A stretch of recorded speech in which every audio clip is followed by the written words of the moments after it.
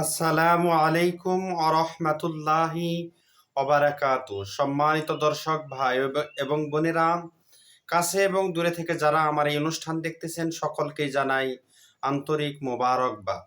আমি মুফতি মোহাম্মদ জহিরুল ইসলাম আপনাদের সামনে নিয়ে এসেছি আজকে স্বপ্নে যদি আমরা কোনো অপরিচিত যুবতী মেয়েকে দেখতে পাই তাহলে এর কি ব্যাখ্যা হবে। এই ব্যাখ্যা কি আমাদের ভবিষ্যতের জন্য খারাপ কিছু বয়ে আনতেছে নাকি ভালো কিছু বয়ে আনতেছে? আসুন আমরা জেনে নেই স্বপ্নের ব্যাখ্যার নির্ভরযোগ্য কিতাব থেকে।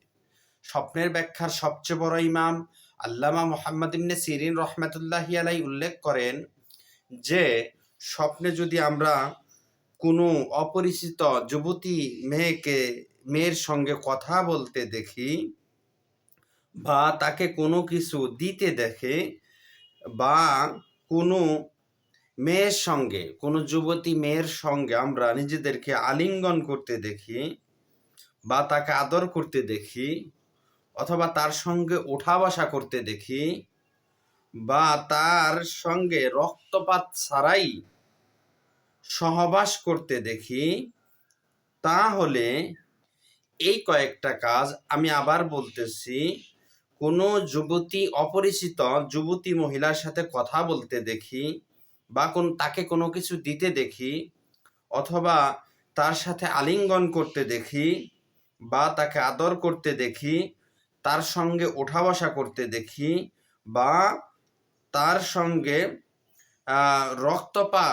রক্তপাত ছাড়াই সহবাস করতে দেখি,